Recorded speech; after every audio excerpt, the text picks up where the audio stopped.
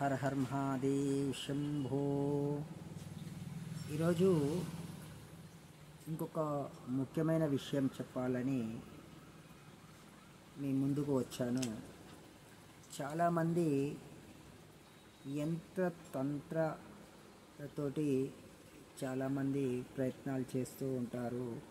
అనుకున్న పనులు జరగట్లేదు, మనశ్శాంతి లేదు, ఏది చేసినా ఏదో హెల్తీగా బాధపడము, మైండ్ కరెక్ట్ లేకపోవడము, స్థిమితత్వం ఉండకపోవడము, ఊకే బాధపడుతూ నాకు అది జరగలేదు, నాకు ఇది జరగలేదు, నాకు ఏ పనులు అయితే లేవు, మనసు నిమ్మలంగా లేదు, ఏదో ఆలోచిస్తూ ఆలోచన విధంగా చాలామంది చాలా ఇబ్బందులు పడుతూ ఉంటారు. చేసేది కొంచెం ఉన్న ఆలోచన తత్వం అనేది చాలా దూరం వెళ్తుంది. ఆ ఆలోచన విధానం మనకు కరెక్ట్ లేనప్పుడు మనం చాలా బాధపడుతూ ఉంటాము. ఏది చేయాలన్నా ఏది ముందుకు సాగకపోవడాని కోసం అనేది ఒక తంత్రం, మూలిక తంత్రం అనేది మీకు చెప్పడం జరుగుతుంది. ఈ మూలిక తంత్రం అందరికీ తెలిసినదే, కానీ ఇవి ఏ విధంగా పనిచేస్తాయి అనేది మాత్రము ఎవరికి తెలియదు.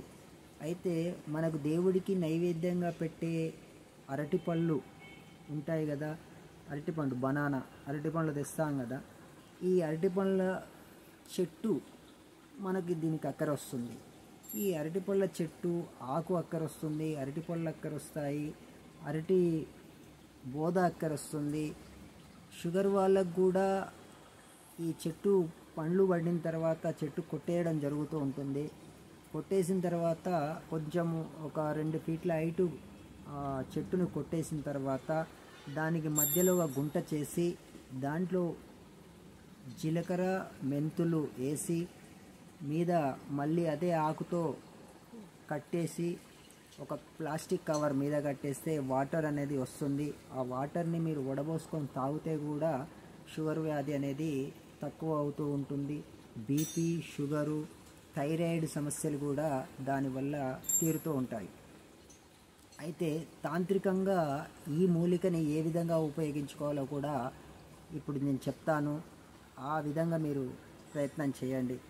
ఎక్కడైనా అరటి చెట్టు మీ పెరట్లో ఉన్నా పర్వాలేదు, తోటల్లో ఉన్నా పర్వాలేదు, ఎక్కడైనా అరటి చెట్టు కాడికి మీరు పోయినప్పుడు ఆ అరటి చెట్టు దగ్గర కింద మట్టి తీస్తే వేర్లు అనేది ఈ విధంగా వేర్లు వెళ్తాయి.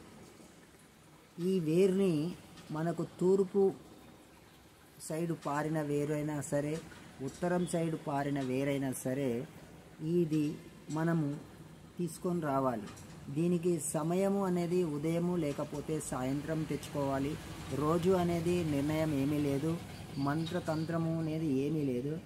ఈ వేరుని తీసుకొని వచ్చిన తర్వాత ఈ వేరుని మంచిగా వాటర్లో శుద్ధి చేసి గంగాజలంతో దీన్ని కడిగి, లేకుంటే రోజు వాటర్తో అయినా దీన్ని కడిగి, దీని మీద పసుపు కుంకుమ వేసి మీ పూజా మందిరంలోని ఒకరోజు మొత్తము మీ పూజా మందిరంలో ఇది అక్కడ పెట్టేసి పూజ చేసిన తర్వాత ధూపదీప నైవేద్యాలు సంథింగ్ మీరు ఏదైనా చేయాలనుకున్నారో అగరబత్తి ధూపం చూపియండి. నైవేద్యం కొట్టాలి అనుకుంటే ఒక నారియల్ కొబ్బరికాయని ఒక నైవేద్యంగా పెట్టండి.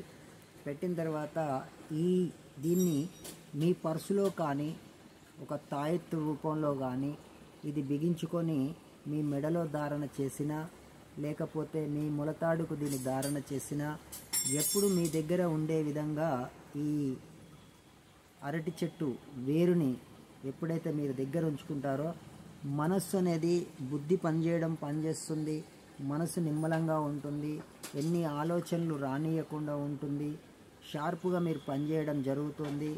మీకు ఏదైనా ఆటంకాలు జరిగినా జరగకుండా చూస్తుంది. ఇంకో విషయము, మీరు ఏ విధంగా మీరు బయటికి పోయినా సంతోషంగా పోయి సంతోషంగా రావడం జరుగుతుంది.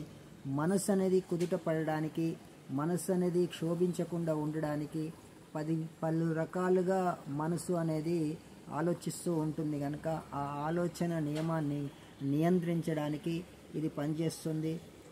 ఈ చెట్టు దగ్గర ఆంజనేయ స్వామి అనుగ్రహం అనేది ఖచ్చితంగా ఉంటుంది. ఎవరైనా హనుమాన్ ఉపాసన చేయాలనుకుంటే ఈ అరటి తోటలోన ఈ అరటి చెట్టు కింద దీపం వెలిగించి, నేతితో దీపం వెలిగించి ఒక 11 రోజులు ఆ స్వామిని ఆ ఫోటో అక్కడ పెట్టేసి స్వామిని పూజ చేస్తే ఆంజనేయ స్వామి అనుగ్రహం సంపూర్ణంగా కలుగుతోంది. ఇది నిజం, దీన్ని నమ్మాలి. ఇది అరటి చెట్టు వేరుతో మూలిక తంత్రం. ఇది అరటి చెట్టు వేరుతో చేసే తాబీజుని మీరు కట్టుకున్న సర్వ విధాల శ్రేయస్కరంగా ఉంటుంది ఈ అరటి చెట్టు వేరు అనేది. ఈ చెట్టు వేరు వల్ల చాలా చాలా ఉపయోగాలు ఉంటాయి. ఈ చెట్టు వల్ల చాలా చాలా ఉపయోగాలు ఉంటాయి. మనకు ఇది ఒక్కటి చేయండి, మీకు అంతా శుభంగానే ఉంటుందండి, మంచి జరుగుతుంది. హర హర్ మహాదేవ్ శంభో.